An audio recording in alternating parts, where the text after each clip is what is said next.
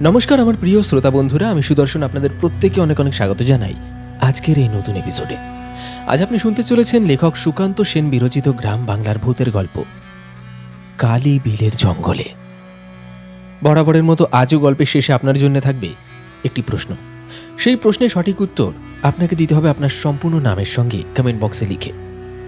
আর আপনাদের মধ্যে থেকেই যারা সঠিক উত্তর দেবে তাদের নাম আগামী গল্পে ঘোষণা করা হবে। তাহলে চলুন বেশি কথা না বাড়িয়ে শুরু করা যাক আজকের গল্প। শুরু হচ্ছে লেখক সুকান্ত সেন বিরচিত গ্রাম বাংলার ভূতের গল্প কালী বিলের জঙ্গলে।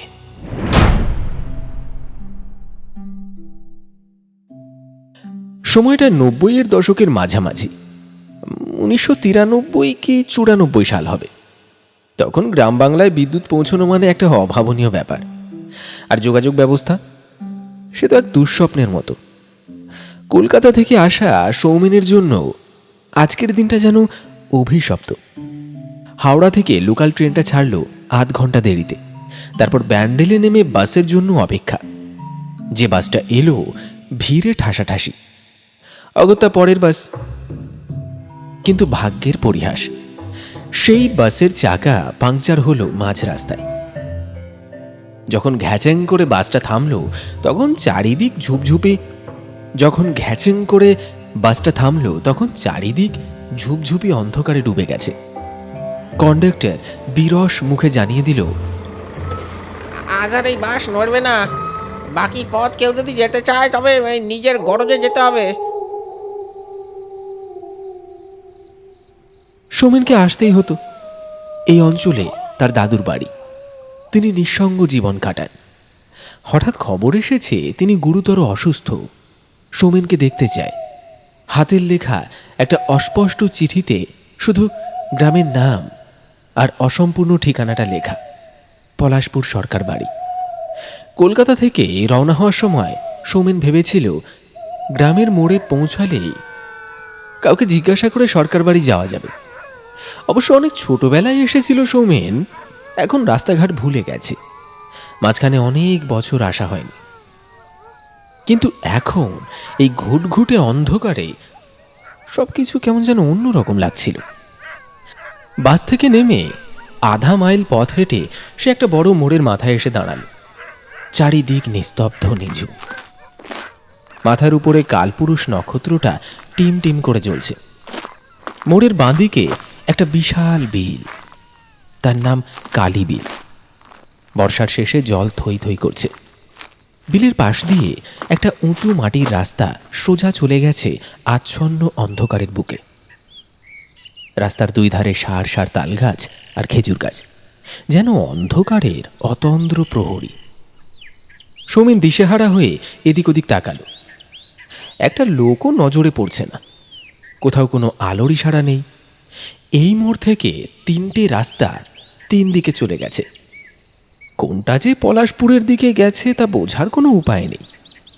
চিঠির খামটা হাতে নিয়ে সে অন্ধকারের দিকে চেয়ে রইল। বুকের ভেতরটা ধকধক করছে। আধ ঘন্টা আগে একজন রিক্সা চালক তাকে এখানে নামিয়ে দিয়ে গেছে।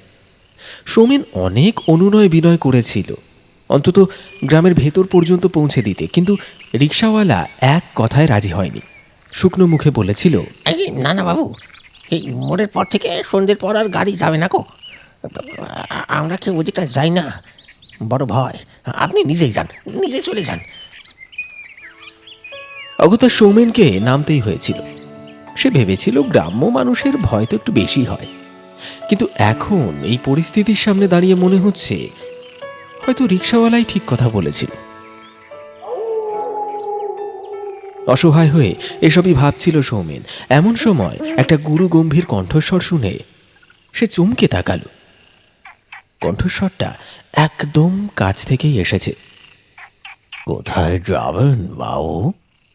সৌমেন চমকে উঠে মোড়ের উল্টো দিকে তাকালো।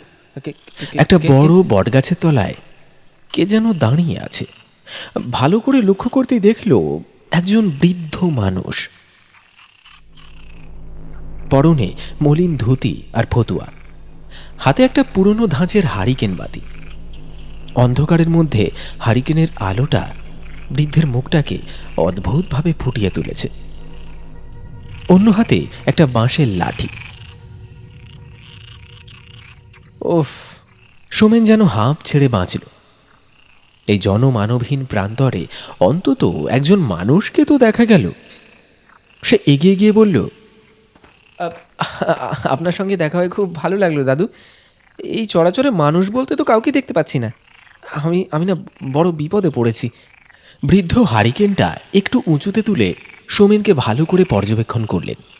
বললেন, বিপদে?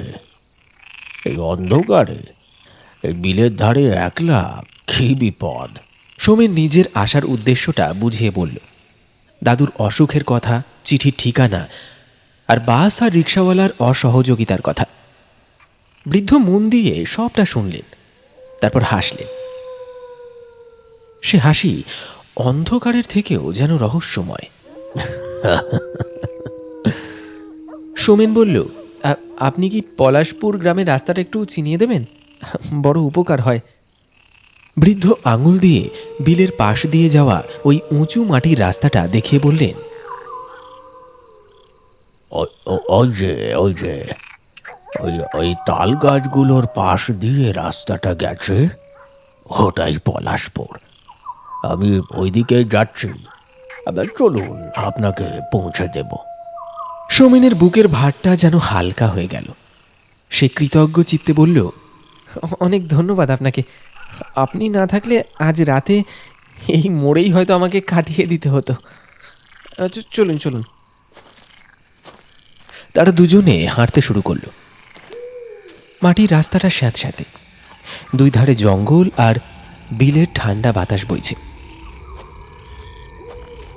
হারিকেনের আলোটা বৃদ্ধের হাতে দুলছে, আর তাদের দীর্ঘ ছায়া রাস্তার উপর পড়ছে।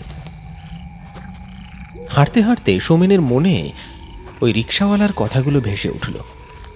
সে কিছুটা কৌতূহল আর কিছুটা ভয় নিয়ে জিজ্ঞাসা করল, আচ্ছা দাদু, ওই রিক্সাওয়ালা আমাকে এখানে নামিয়ে দিয়েই পালালো, বলল এই মোড়ের পর থেকে সন্ধ্যের পর আর কেউ যায় না, কেন বলুন তো?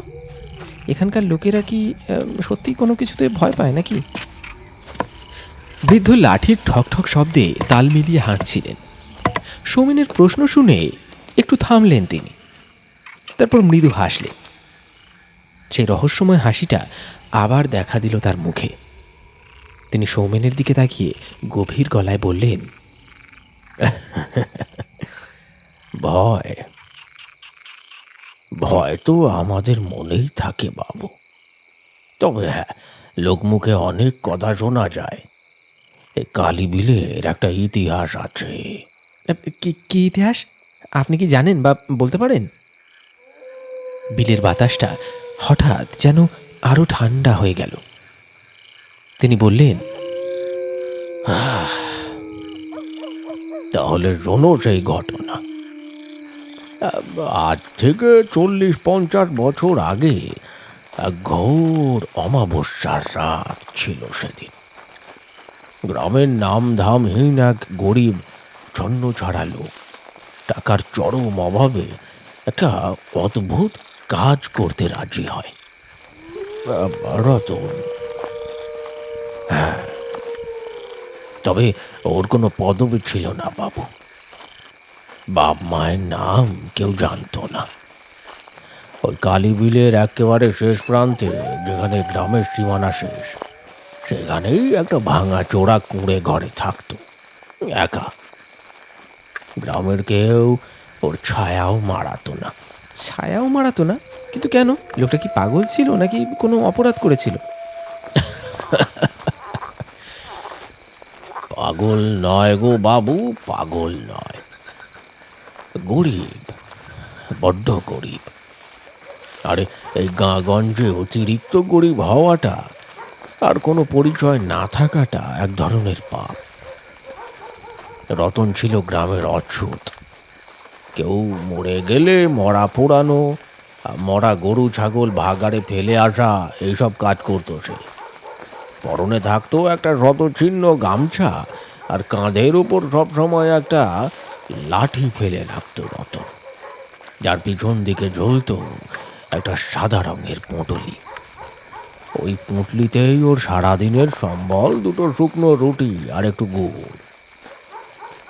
কিন্তু আপনি তো বললেন তার টাকার চরম অভাব দেখা দিয়েছিল। অভাব তো তার চিরকালের, তাহলে হঠাৎ এমন কি হলো বলুন দেখি। ঠিকই ধরেছ, অভাব তো ওর চিরকালের ঠিকই, কিন্তু সেবার যে অভাবটা এলো সেটা ছিল মরণ বাঁচার। রতনের এক বউ ছিল কুসুম, কুড়িয়ে পাওয়া ওই মেয়েটাই ছিল রতনের অন্ধকার জীবনের একমাত্র আলো। কিন্তু হঠাৎ কুসুমের এক অদ্ভুত ব্যামো হলো। জ্বরে গা পুড়ে যায়, চোখ দুটো জবা ফুলের মতো লাল, আর সারা রাত প্রলাপ বকে। গ্রামের বৈদ্য বদ্রীনাথ মুখ ফিরিয়ে নিল, বলল সদরে নিয়ে গিয়ে বড় ডাক্তার না দেখালে নাকি মেয়েটা বাঁচবে না। কিন্তু সদরে নিয়ে যেতে গেলে তো টাকা চাই, অন্তত নগদ 50টা টাকা। মানে আজ থেকে 40-50 বছর আগে 50 টাকা মানে বোঝেন তো বাবু। রতনের কাছে কিন্তু ওটা ছিল 50 লাখের সমান। সোমেন শিউরে উঠল। চারপাশের নিস্তব্ধতার মাঝে বৃদ্ধের কথাগুলো যেন কোনো এক অতীত কাল থেকে ভেসে আসছে। তারপর কেউ ধার দিল না টাকাটা? বৃদ্ধের মুখের রেখাগুলো এবার কঠিন দেখালো। কে দেবে ধার? মহাজন রাঘহরি মণ্ডল তো কুকুরের মতো তাড়িয়ে দিল, খেদিয়ে দিল। রতন যখন মহাজনের বাড়ির উঠোনে বসে ডুকরে কাঁদছে, ঠিক সেই দিন বিকেলে ওর সঙ্গে দেখা হলো এক আগন্তুকের। লোকটাকে গ্রামে কিন্তু কেউ কোনোদিন দেখেনি। পরনে রক্তবর্ণের চেলি, গলায় রুদ্রাক্ষের মালা, আর কপালে মস্ত সিঁদুরের টিপ। লোকটা রতনকে বলল,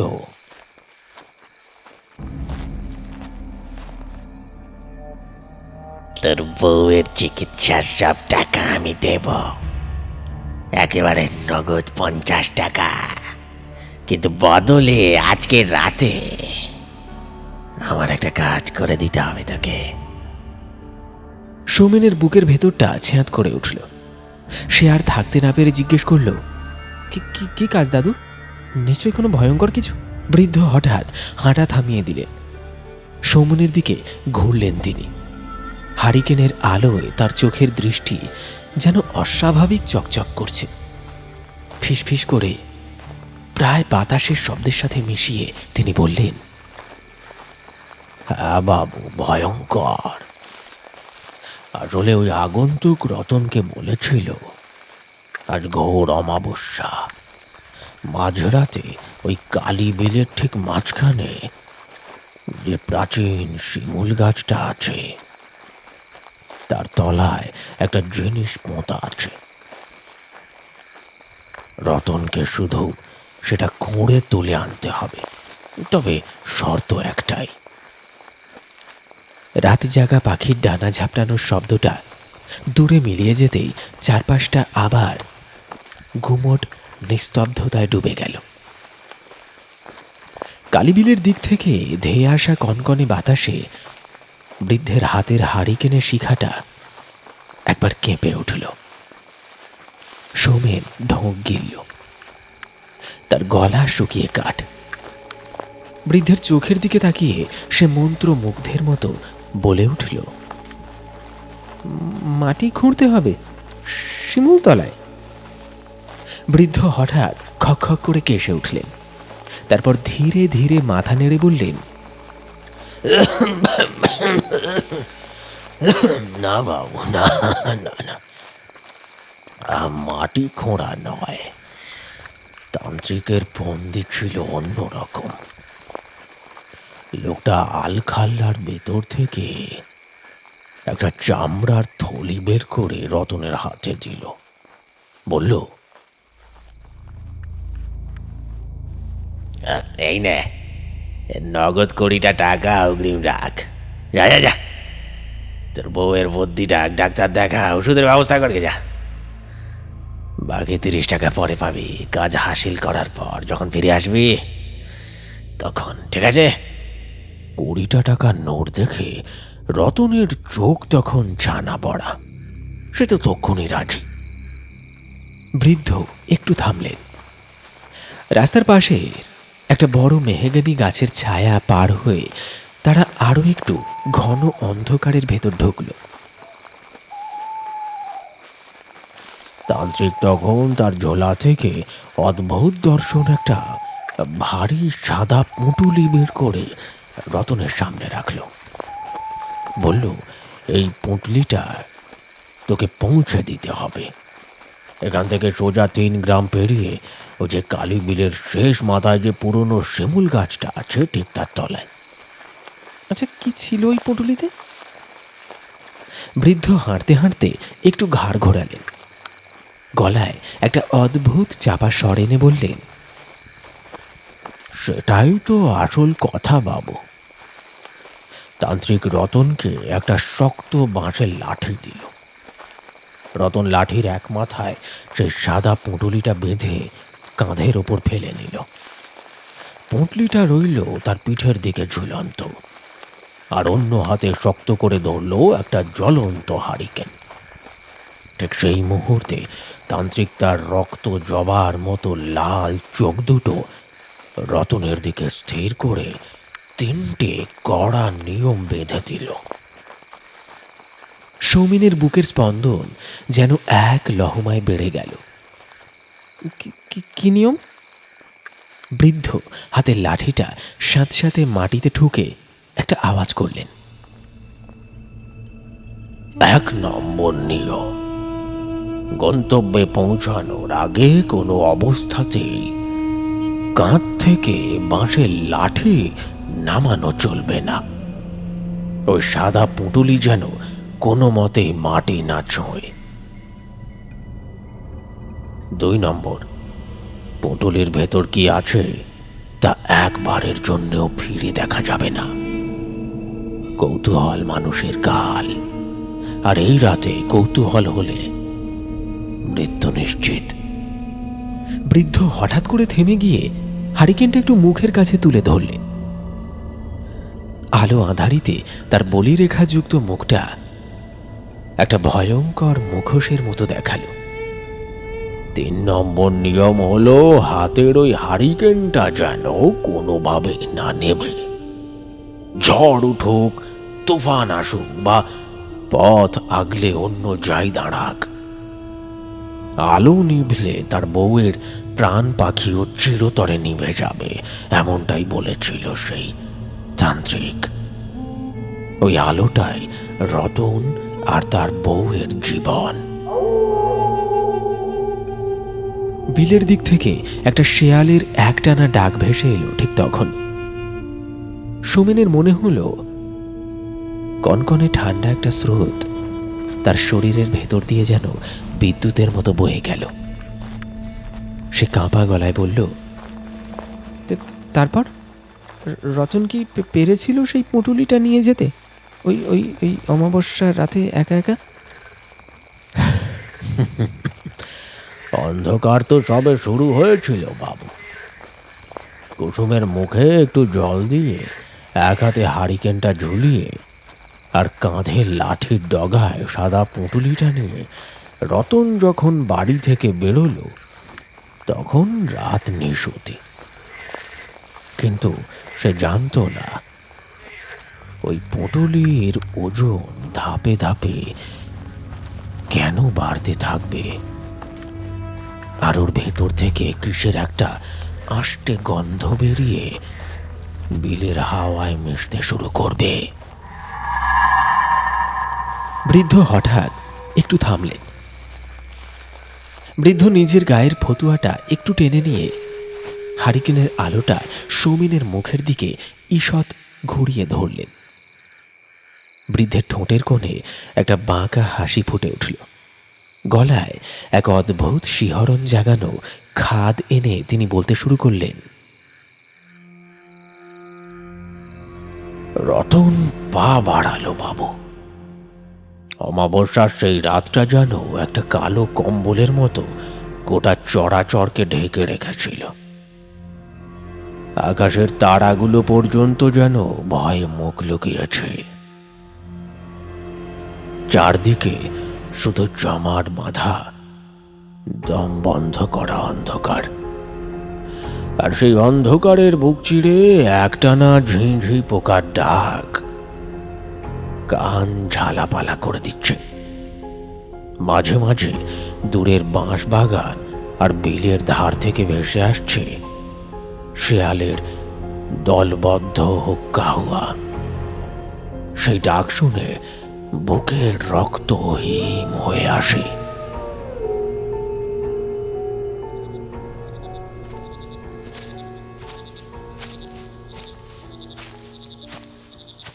রতন এক হাতে হারিকেনটা শক্ত করে ধরেছে, অন্য হাতে কাঁধের উপর রাখা বাঁশের লাঠিটা।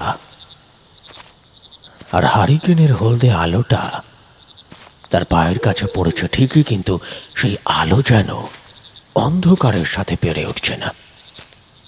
আলোর সাথে তাল মিলিয়ে রতনের নিজের ছায়াই যেন তার সাথে লুকোচুরি খেলছে।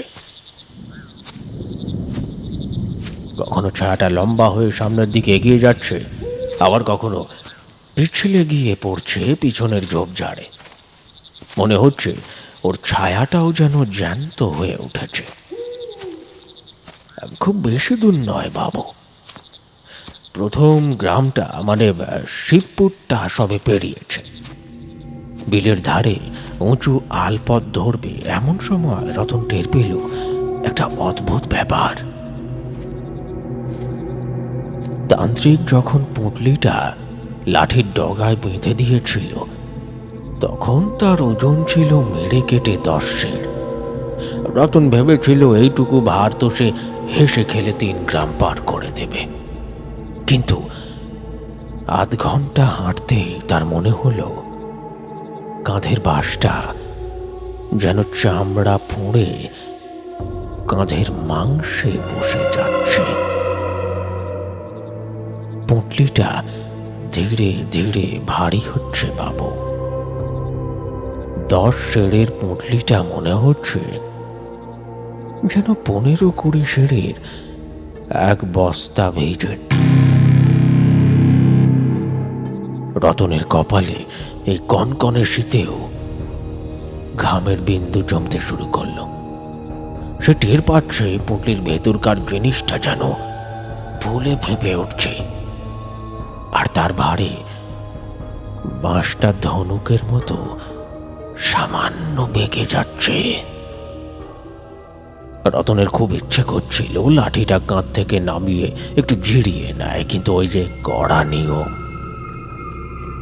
গন্তব্যে না পৌঁছানো পর্যন্ত লাঠি মাটি ছোঁয়ানো যাবে না।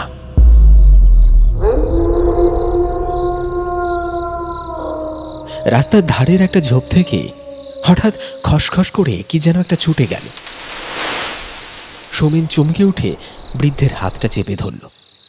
বৃদ্ধ অভয় দেওয়ার ভঙ্গিতে হাসলেন। গেল কিছু না, কিন্তু তার চোখ দুটো অন্ধকারের দিকে স্থির। আসল ভয়ঙ্কর ব্যাপারটা তো ঘটলো আরো একটু পরে। বৃদ্ধের কণ্ঠস্বরে এবার একটা চাপা উত্তেজনা। আলপথ ধরে হাঁটতে হাঁটতে রতন হঠাৎ থমকে দাঁড়ালো।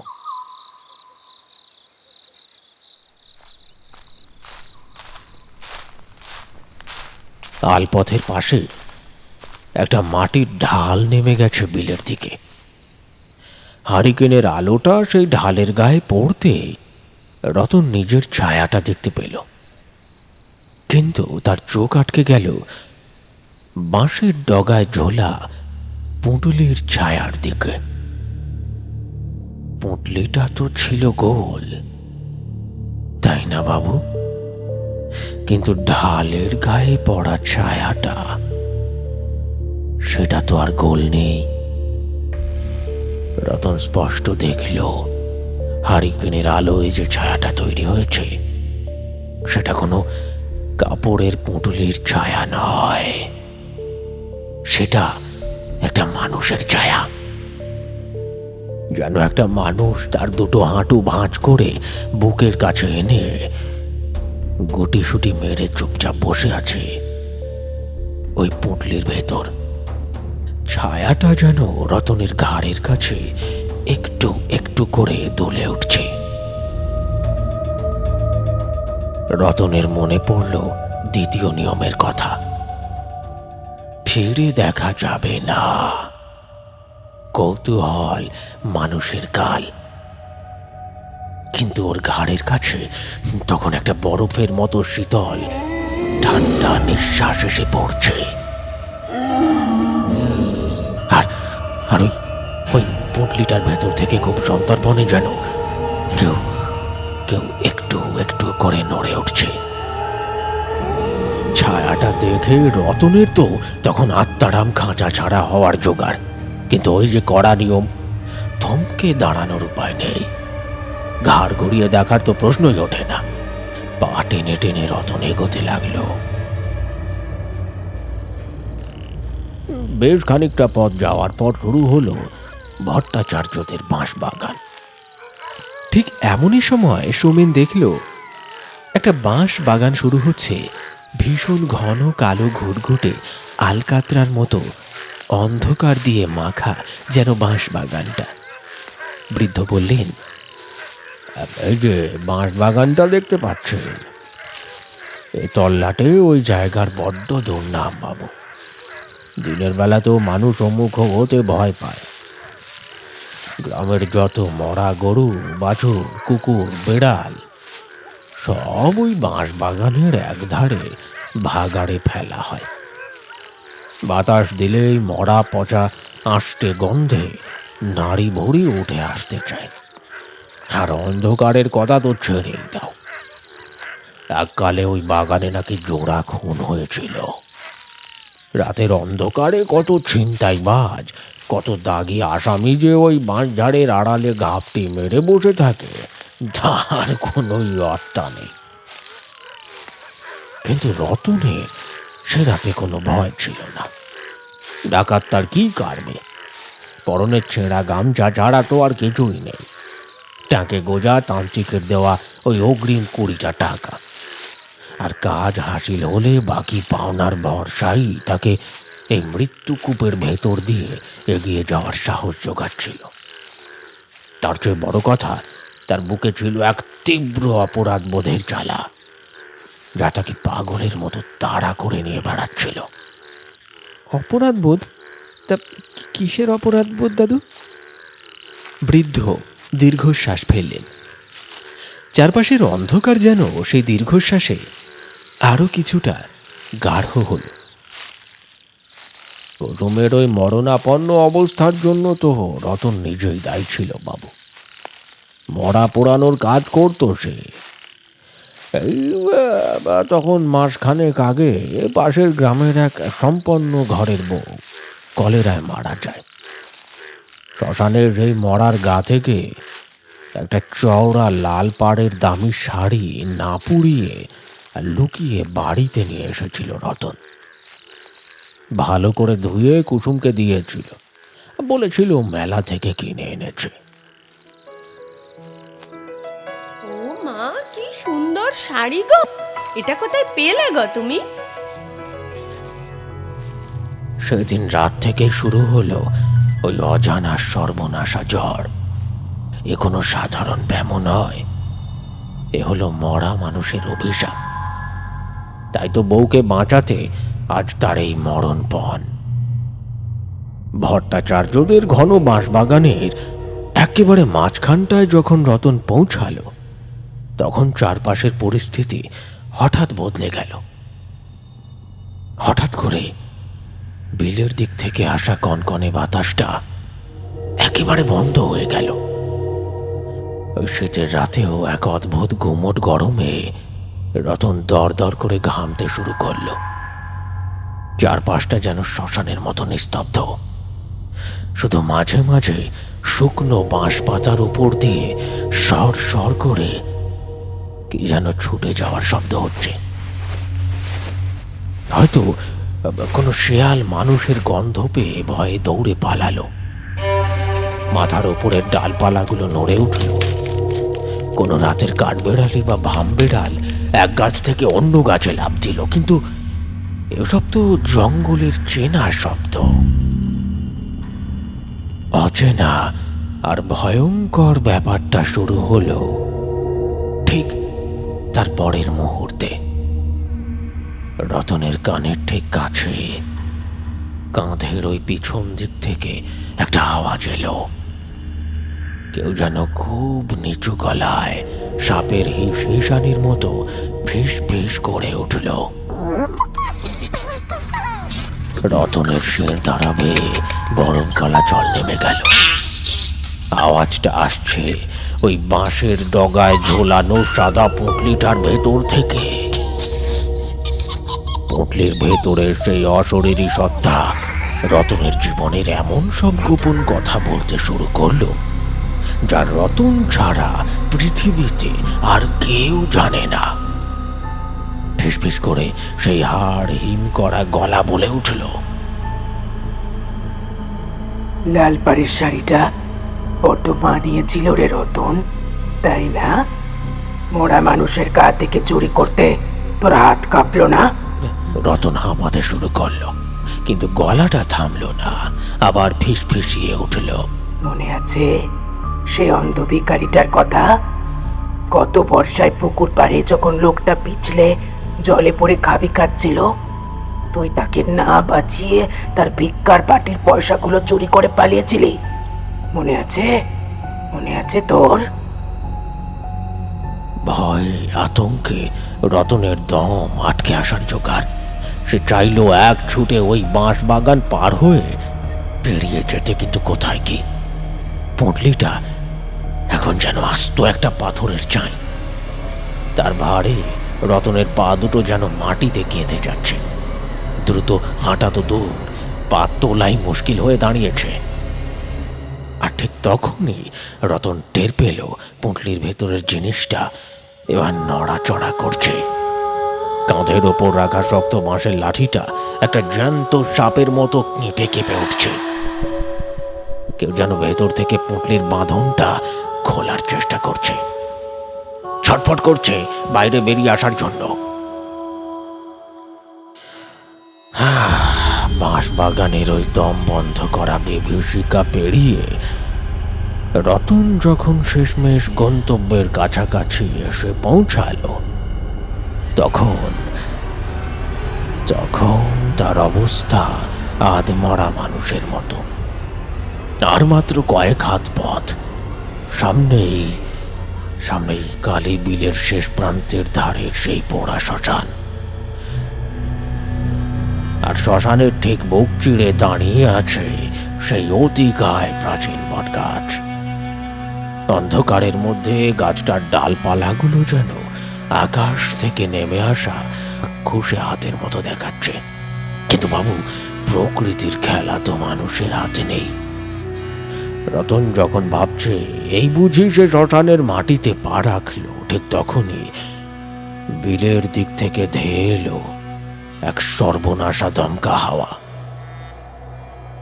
সে কোনো সাধারণ হাওয়া নয়, সে যেন হাজার হাজার প্রেতাত্মার সম্মিলিত এক হাহাকার। রতন আপ্রাণ চেষ্টা করলো আর শরীর দিয়ে হারিকেনটা আড়াল করতে, কিন্তু পারল না। ধূপ করে একটা শব্দ হলো, আর নিমেষে নিভে গেল হারিকেনের সেই টিমটিমে হলুদ আলোটা। 3 নম্বর নিয়মটা ভেঙে গেছে। বৃদ্ধের গলা এখন ফিসফিসে। অন্ধকারে শুধু তার কথাগুলো যেন হাওয়ায় ভাসছে। চারপাশটা এক লহমায় ঘটঘটে জমাট কালো কালিতে ডুবে গেল যেন। নিজের হাতটাও আর দেখার উপায় নেই। চরম আতঙ্কে রতনের বুকের রক্ত জল হয়ে গেল। সে পাথরের মতো থমকে দাঁড়ালো। আর ঠিক সেই মুহূর্তে সে টের পেল একটা অদ্ভুত ব্যাপার। রতন হঠাৎ বুঝতে পারল তার কাঁধের উপর চেপে বসা সেই পিশাচের মতো ভারী পুঁটলির ওজন একদম শূন্য হয়ে গেছে। হ্যাঁ বাবু, একদম শূন্য। বাঁশের লাঠিটা এখন একটা শুকনো খড়ের পালকের মতো হালকা। রতনের মনে হলো লাঠির পেছনের ডগায় যেন কিছু বাঁধা নেই। তারপর সে কি পেছনে তাকালো? চরম আতঙ্ক আর তার সাথে মিশে থাকা এক অদ্ভুত স্বস্তি, এই দুইয়ের টানা পড়ে নে রতনের হিতাহিত জ্ঞান শূন্য হয়ে গেল। হারিকেন নিভে যাওয়ার প্রাণঘাতী ভয়, আবার অন্যদিকে কাঁধের ওই ঘাড় মটকানো ভার নেমে যাওয়ার সাময়িক স্বস্তি।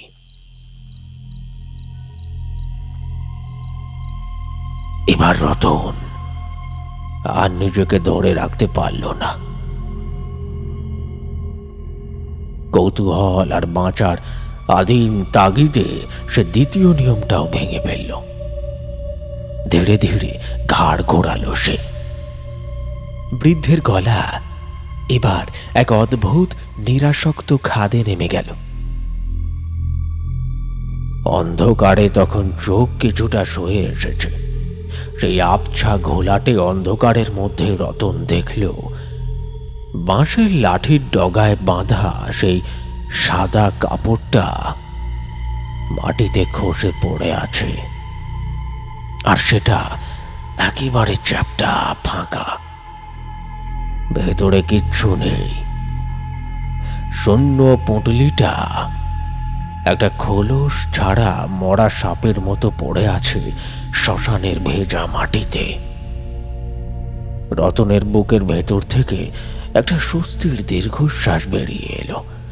যাক, আপদ তাহলে বিদায় হয়েছে, সে বেঁচে গেছে। হাঁপাতে হাঁপাতে সে আবার সামনের দিকে তাকালো, কিন্তু কিন্তু বৃদ্ধ হঠাৎ সোমেনের খুব কাছাকাছি এগিয়ে এলেন। তার ঠান্ডা নিঃশ্বাসের হাওয়া সোমেনের মুখে এসে লাগলো। স্বস্তির সেই নিঃশ্বাসটা রতনের গলাতেই আটকে গেল বাবু। রতন হঠাৎ আবিষ্কার করল সে তার হাত দুটো আর নাড়াতে পারছে না, পা দুটো যেন মাটির সাথে শিকড় গেঁথে গেছে। শুধু তাই নয়, তার পুরো শরীরটা যেন নিজের নিয়ন্ত্রণ হারিয়ে ফেলেছে। তার হাড়গোড়গুলো মরমর করে অদ্ভুতভাবে বেঁকে যাচ্ছে। মেরুদণ্ডটা ধনুকের মতো দমড়ে যাচ্ছে। সে বুঝতে পারল তার নিজের শরীরটা ধীরে ধীরে ছোট হয়ে, আড়ষ্ট হয়ে, ঠিক ঠিক ওই পুঁটুলির ভেতরের ছায়াটার মতো হাঁটু মুড়ে মুড়ে ভাঁজ হয়ে গটিয়ে আসছে।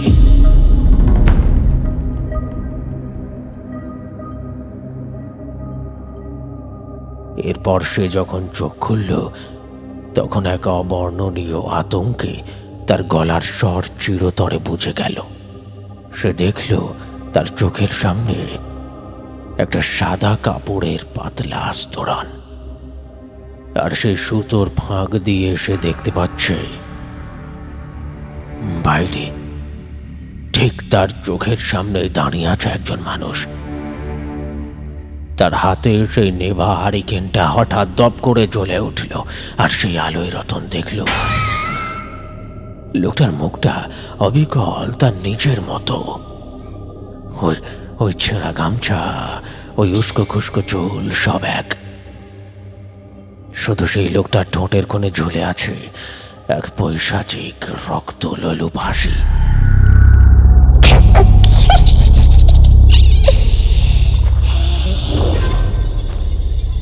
সৌমেন ফিসফিসে গলায় জিজ্ঞেস করল, তার মানে কে ছিল ওই লোকটা? বৃদ্ধ হঠাৎ হাঁটা থামিয়ে দাঁড়ালেন। তার ঠোঁটের কোণে ফুটে উঠল এক চিলতে মৃদু রহস্যময় হাসি। আসলে পুঁটুলির ভেতর কোনো ভূত প্রেত ছিল না বাবু, ওটা ছিল একটা অমোঘ শূন্যস্থান, একটা জ্যান্ত অভিশাপ। সেই ভৈরব তান্ত্রিক তার শ্মশান সাধনার জোরে এক আদিম ভয়ঙ্কর পিশাচকে আবাহন করেছিলেন, কিন্তু লোভের বশবর্তী হয়ে সে বুঝতে পারেনি ওই জিনিসকে নিয়ন্ত্রণ করার ক্ষমতা তার নেই। বাধ্য হয়ে নিজের প্রাণ বাঁচাতে এক চরম মারণ মন্ত্র পড়ে ওই সাদা কাপড়ের পুঁটলিতে পিশাচটাকে বন্দি করেছিল সে। কিন্তু ওই বাঁধন তো আর চিরকালের নয়। তাকে শান্ত করতে, এক জায়গা থেকে অন্য জায়গায় সরাতে একটা তাজা প্রাণের দরকার ছিল। রতনকে সেই বলির পাঁঠা বানানো হয়েছিল বাবু। বেচারা রতন তো জানতই না কি ভয়ঙ্কর মৃত্যু ফাঁদে সে পা দিয়েছে। বৃদ্ধের চোখ দুটো যেন অন্ধকারের গভীরে কিছু একটা খুঁজছে। তিনি নিরাসক্ত গলায় বলে চললেন, তন্ত্রের নিয়ম হলো যে বাহক ওই পুঁটলি নির্দিষ্ট গন্তব্যে পৌঁছে দেবে, পুঁটলির ভেতরে সেই পিশাচ বাহকের রূপ তার শরীর দখল করে বাইরে বেরিয়ে আসবে। আর আসল মানুষটা সে চিরকালের মতো ওই সাদা পুঁটলির ভেতর বন্দী হয়ে যাবে, হাঁটু মুড়ে গুটিসুটি মেরে পরবর্তী কোনো হতভাগ্য বাহকের অপেক্ষায়।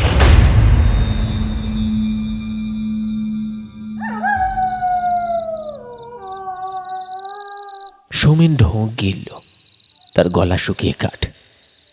বৃদ্ধ একটা দীর্ঘশ্বাস ফেলে বললেন,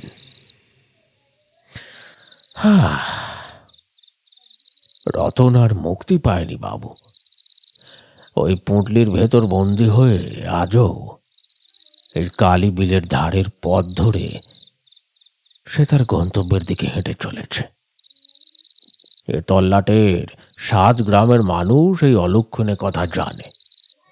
প্রজন্ম থেকে প্রজন্মে এই ভয়ঙ্কর সত্যটা ছড়িয়ে আছে। তাই তো মোড়ের মাথায় ওই রিক্সাওয়ালা সন্ধ্যার পরে দিকটায় পা বাড়ায় না। এটাই হলো আসল কারণ। চারপাশটা হঠাৎ যেন আরো নিঝুম হয়ে গেল।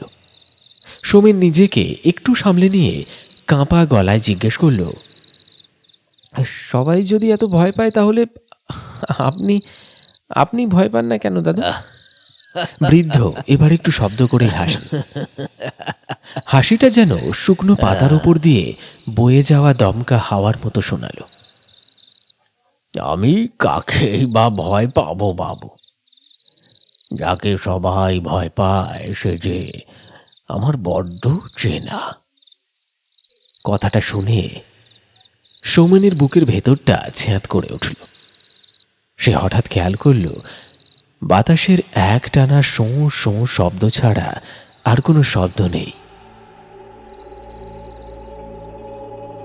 হারিকেনের আলোটা কেমন যেন অস্বাভাবিক ফ্যাকাশে হয়ে গেছে।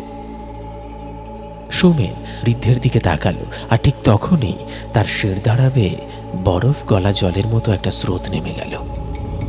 সে এইমাত্র খেয়াল করল বৃদ্ধের হাতে আর সেই বাঁশের লাঠিটা নেই। কখন যে বৃদ্ধ লাঠিটা মাটি থেকে তুলে নিজের কাঁধের ওপর ফেলে নিয়েছেন সোমেন ঘুণাক্ষরেও টের পায়নি। লাঠিটার পেছনের ডগায় বৃদ্ধের পিঠের দিকটায় ঝুলছে একটা পেল্লায় আকারের সাদা পুঁটলি। পুঁটলিটা আর স্থির নেই, আর সেই সাদা কাপড়ের আস্তরণের ভেতর স্পষ্ট বোঝা যাচ্ছে কেউ একজন হাঁটু ভাঁজ করে গুটিসুটি মেরে বসে আছে। তীব্র শীতে ভেজা কুকুরের মতো ফরফর করে কাঁপছে গোটা পুঁটলিটা, আর ভেতর থেকে ভেসে আসছে একটা গোঙানির শব্দ। সোমেন দুপা পিছিয়ে যেতে চাইল, কিন্তু পারল না। তার পা দুটো যেন মাটির সাথে সেঁটে গেছে। বৃদ্ধ ধীরে ধীরে মুখ তুললেন সোমেনের দিকে। হারিকেনের ম্লান আলোয় সোমেন দেখল বৃদ্ধের চোখের জায়গায় কোনো মনি নেই।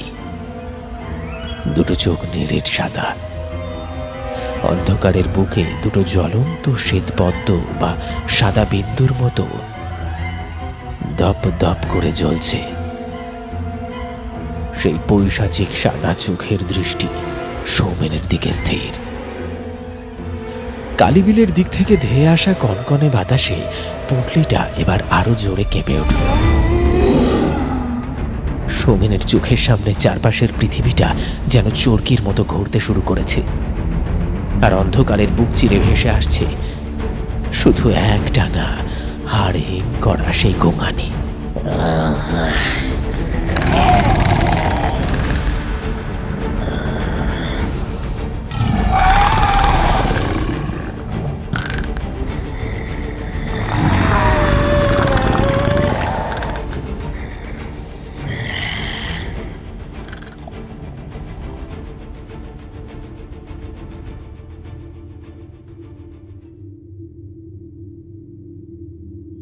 শুনলেন কালী বিলের জঙ্গলে।